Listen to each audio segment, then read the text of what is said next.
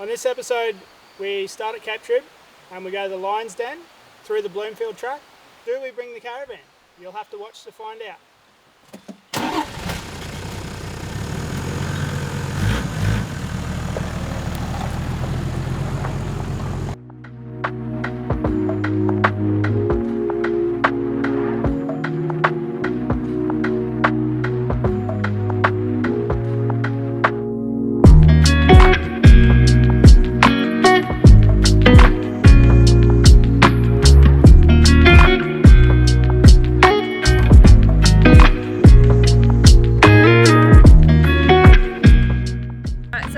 Just cruising. Oh, move over.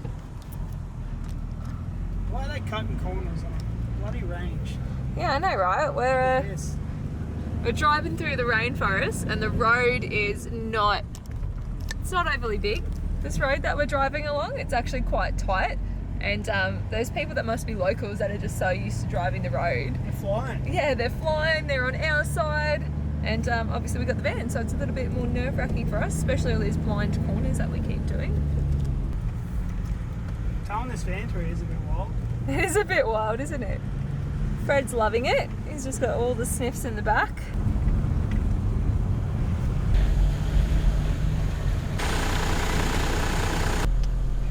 No caravans. No caravans. So it's pretty much bucketed down all night for the last 2 nights that we've stayed here.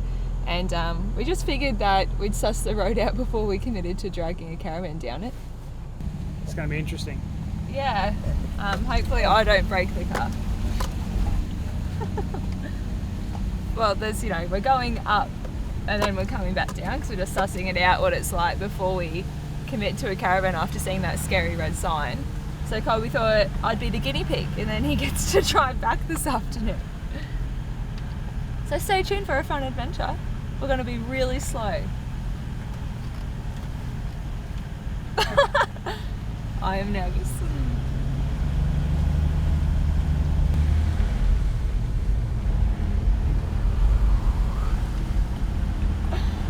We're like 400 meters in and we've already had quite a few dips.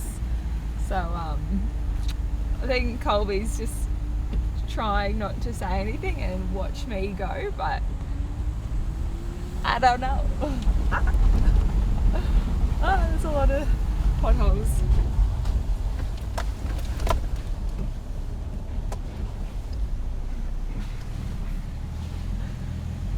We might not make it in one piece. No, we'll make it, but we'll make it by the time it's dark.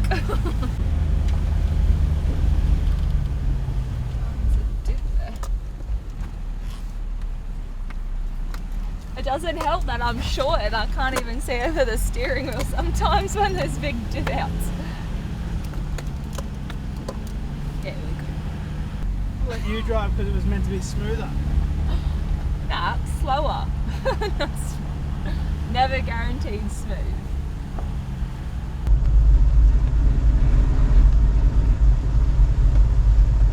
So what's this one?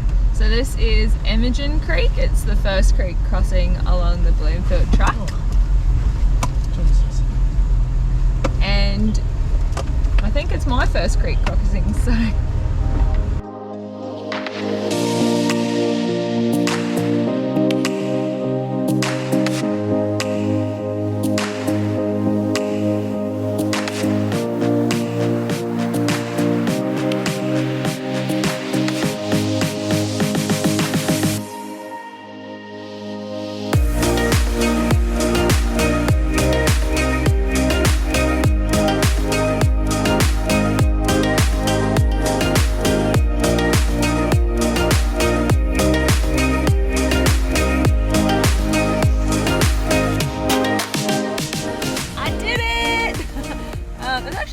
I thought it'd be like a bit fuller and a bit more hectic because it's been raining all night, but first creek crossing done.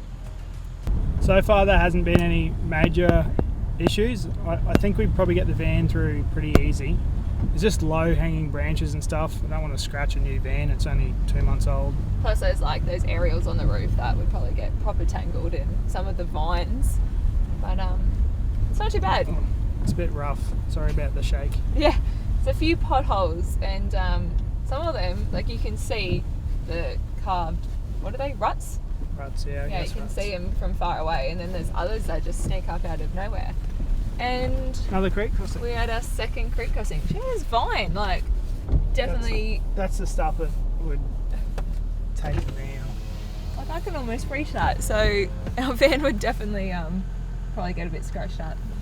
But we're having fun. All right, creek crossing number 2. Aren't you?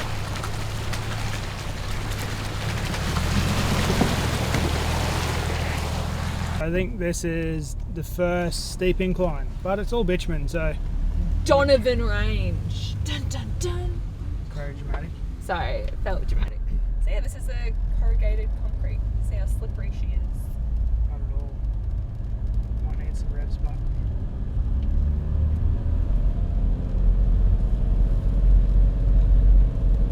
Yeah, you've got like a better angle down. So like if I'm literally pretending I'm you, like this high, I can see the sun hitting the potholes. From down here, I can't see shit. That's why I'm like, there's a pothole. But from like up here, you guys have such an advantage. Tall people, you know? It's just not fair. I've got to look like an idiot being up here, being all like, oh, what's going on down there, you know? what you just heard was Jess's reason of why we hit potholes. You're looking at these ones and I'm looking at those ones too. We just had a fight about whether I hit a pothole, and I reckon I skimmed it and he reckons I went straight through it. I'm gonna hit this pothole though, if that's okay. Looks a bit deep, doesn't it? It does actually.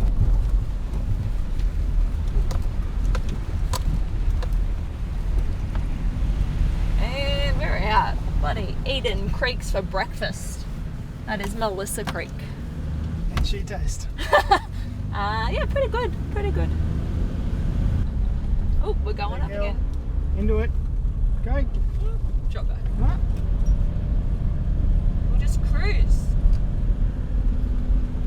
They see us rolling.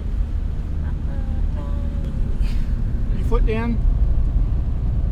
I am all the way. This will be interesting. Oh my god, oh my god. I have no help. So what's happened? We don't have any oomph. And Colby's not telling me what to do. So, low or high? Honestly, I don't want to play the game of pick a gear. Low? I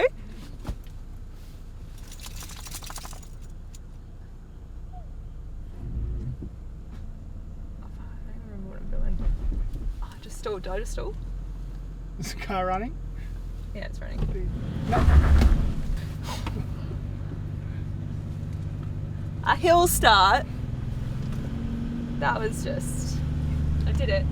We just did a 4-wheel drive burnout on concrete. That was... But we're moving again. Did you That was see good. him? He That didn't was say good. anything. He just sat there. I was like, Because you know what to do. figure it out. You done well. What happens if I went into high? You were already in high. Was I? Yeah, that's what we're driving. No, we were in the neutral thing, aren't we? No, what happens when you put it in neutral? Ah, so we went full way. Alright, well, look at me. Knowing more than I think I do. I feel like I hadn't done a hill start for ages and I just freaked out because I was in the low gear, but nothing like doing some skids, you know, for the kids. For the kids. Show these young fellas how it's really done. So I'll be there in about, what, 2 hours? I keep putting the camera like this, so it's level with you. Oh, but... And it makes it look like we're driving flat, but it's actually like this. Yeah, we're pretty steep. But no hands. Oh, jeez. It's You a good? steep hill.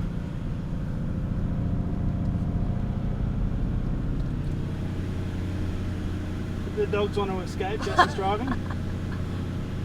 No, I'm just going that slow that they can actually take in all the smells. Alright, so I'm going to stop. I'm going to put it back into high. And now that we're off that really nasty steep bit, we're going to cruise up. and hopefully not lose momentum and be able to stay in first. Oh, yeah.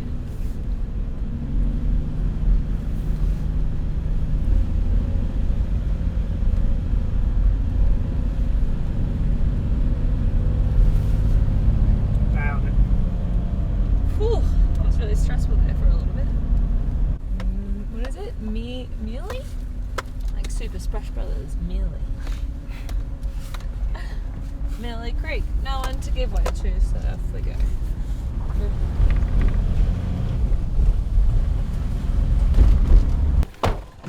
We're just coming down this hill and we just saw this massive guy.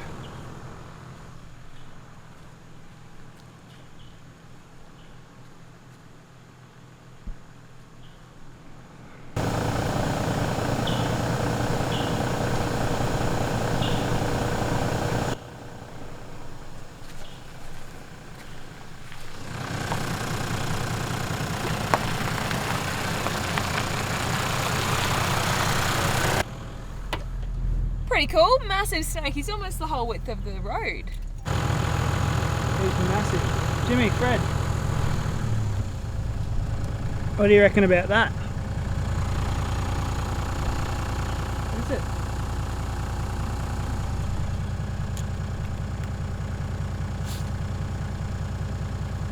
You can smell it, they can't see it. Alright, yeah. Bye, Mr. Snake.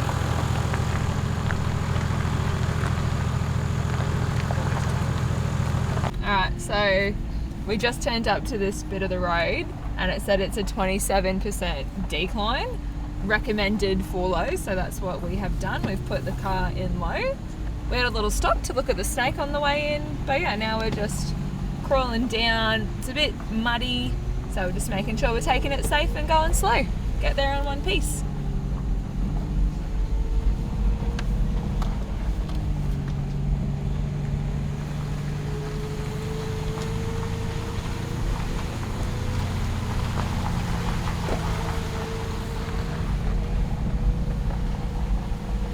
You doing alright?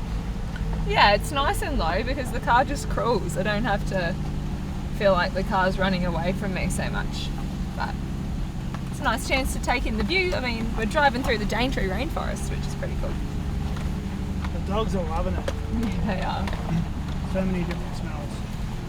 I can only imagine how nice this track would be on a beautiful sunny day, hey? Like, it's a bit damp, it's a bit overcast, it's a bit moody, and it's still quite nice.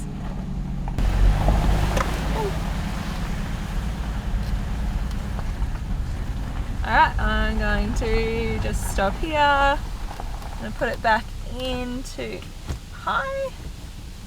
And we're off. Oh, yeah, my light's gone now. So we've just pulled up again because we thought the hill bit was over, but we've just hit the corrugated concrete, which means that it's actually really steep. So I'm just going to put it back into low, and we're just going to let the car crawl down. Oh, she's steep. Could almost get out and walk beside me at this pace.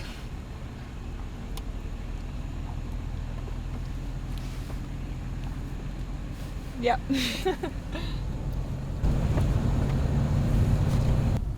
So we're at the other side of the Bloomfield Track.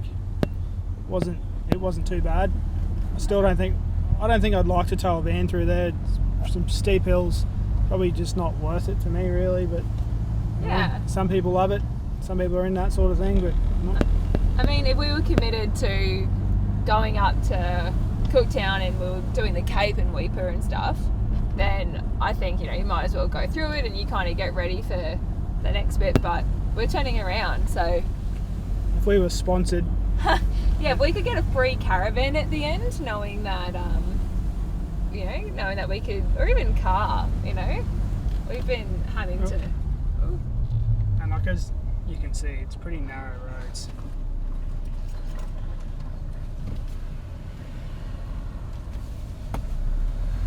See the first guy Des there?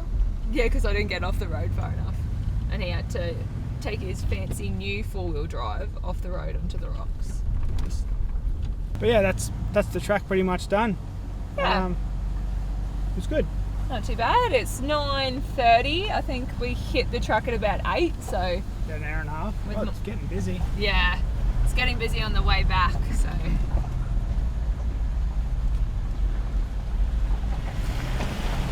Did you learn anything? Did I learn anything? I learnt a bit more about low, and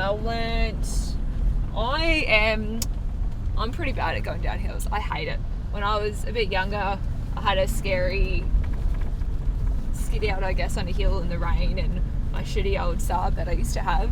And I feel like it's left me a little bit traumatised whenever it comes to driving downhill in the wet, but Colby's really patient with me, and we got there. We just, the poor car, I think I'm not very good on the clutch, so either we got to start budgeting to get a new clutch, or Colby's not going to let me drive. From here we'll go to the Lion's Den, we'll go check that out. And I did see the other day that they had some good burgers, so we might even get a cheeky little burger. Yeah, I mean, it's not lunchtime yet, but I'm bloody hungry.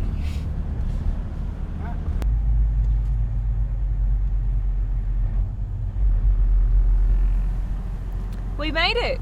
About 2 hours after we started the Bloomfield Track, we've made it to the famous Lion's Den Hotel. We're here, doggies. And they're closed. I might park here, next to the sign.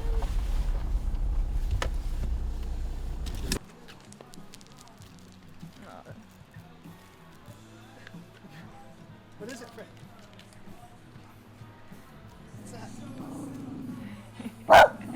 You growling at the lion, Fred? Oh, you're so tough.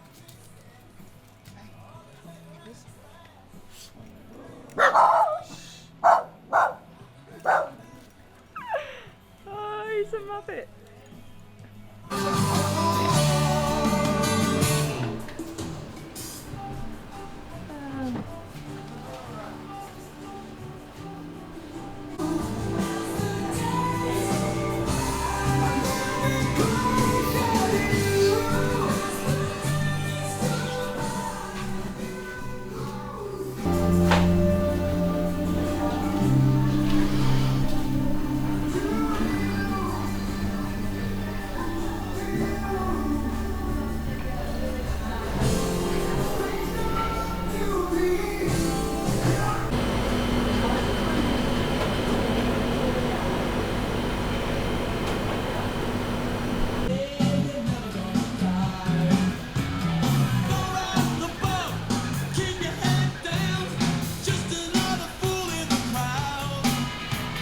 So we made it here, but we didn't realise that we're early. So lunch doesn't start till 12. Yeah. And it's like 10:30 now, so we're gonna skip lunch, just have a look around, and then go home. Yeah. So it was a 2-hour drive to come to a pub, and then not get anything to eat. But we actually packed lunch, so we'll go find a nice little place to eat. There's meant to be like a few waterfalls and creeks and stuff on the way back, so we might pull over and have a nice little lunch as we go. Sweet. So we've swapped. Colby's now driving the way back, so now I get to sit back and watch him. Maybe I should give him some tips. Yeah, and now you can see how hard it is to hold the camera steady. Yeah. Oh, good. We're off.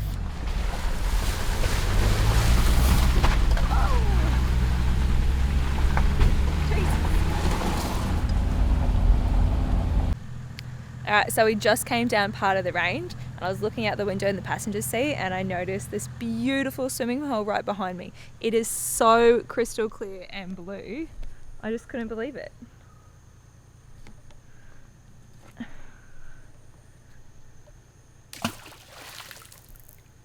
So we've just left camp and we're heading up to Cape Trib, and we have found some wild pigs on the side of the road. We're just chilling. Just having a munch.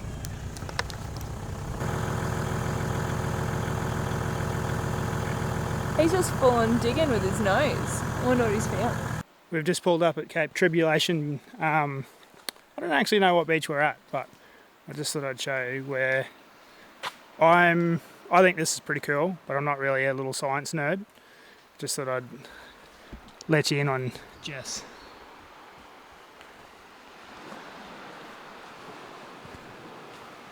Hey. Hey. Daintree rainforest, beach, and then the Great Barrier Reef. Like, you've got 3 unique ecosystems all within like such a small gap. I'm sorry, I'm just having a moment. Taken in its glory. It's pretty cool.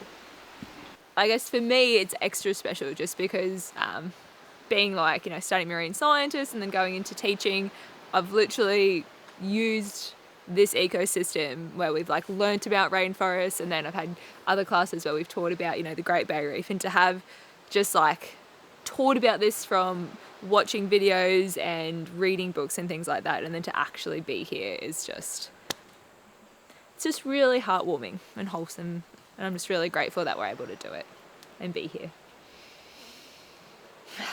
It's just good for the soul. It's just good for the soul. Told you, nerd. Anyway. But it's cool. Well, yeah, we'll show you a little look. So where are we off to now?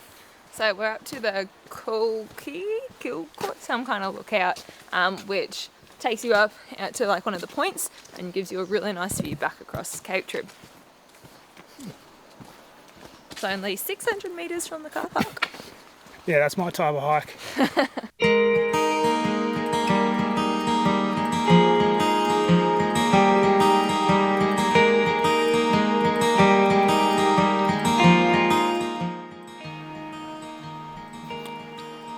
It's funny because every time we get to like a spot, we put the drone up. We both got different ideas of the shots that we want to get, and it doesn't matter who's on the remote or who's on the drone. The other person will always be like, "Oh, what about this shot? Or what about that shot?" Yeah. We always end up with different shots. It's cool to see our different perspectives, how 2 people with the same interest can view something completely different. Yeah, I'm sorry, I'm concentrating. Look at this from this perspective. I'm like looking behind us.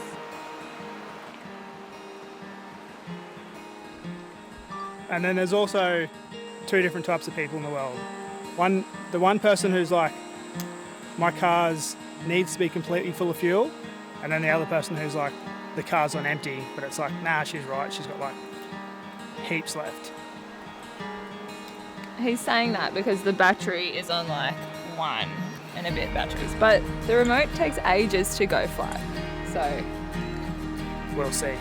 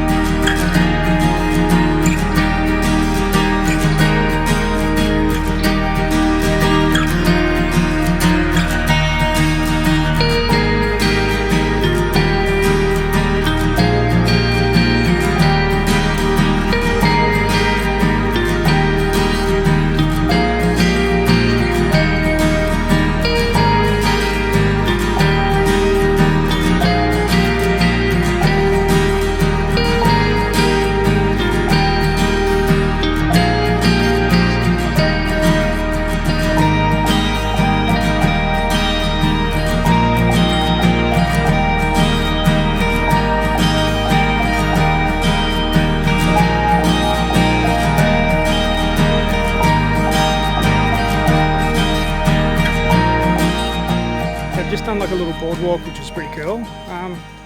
Trying to find a few things to do around here. There's a few cool spots to just chill and hang out, but there's... I know what we can do next. What? We can go to the Daintree Ice Cream Company. Oh. Ice cream. We actually had some friends in Cairns that told us there was one up here, and they weren't sure if it was open, but there's like a wattle seed flavour. Yeah, So it's meant to be really good. yeah, so I think we just figured out what we're having for lunch. Ice cream. Well, we were told that one place that we can't miss here is the Daintree Ice Cream.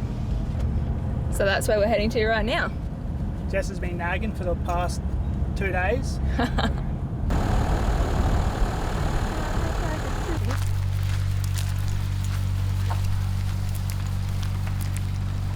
What have you got there?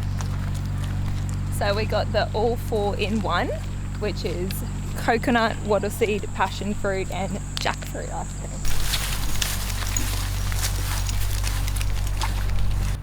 Where are we? So we are at the Daintree Ice Creamery. Oh, that's good. Yeah, it is. It's like melting, but it's so delicious. So I don't know which is which. neither. This one's definitely passion fruit. This one could be water seed. Yeah, that one's passion fruit. Oh, that's good.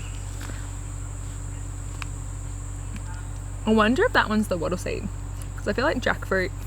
We've had jackfruit and like tacos and stuff like that before. Yeah, this one's like tastes like a dragon fruit. That's pretty good. I mean, as far as ice cream goes, it almost tastes more like a sorbet. It's so yummy. So shout out to Beck and Lex who told us about this place. They told us we had to come, and I'm glad that we did. That the wattle, was it wattle seed? Wattle seed. That's good. It's not a flavour I'd think about to put ice cream, put with ice cream, but. And the best bit. And that's passion fruit.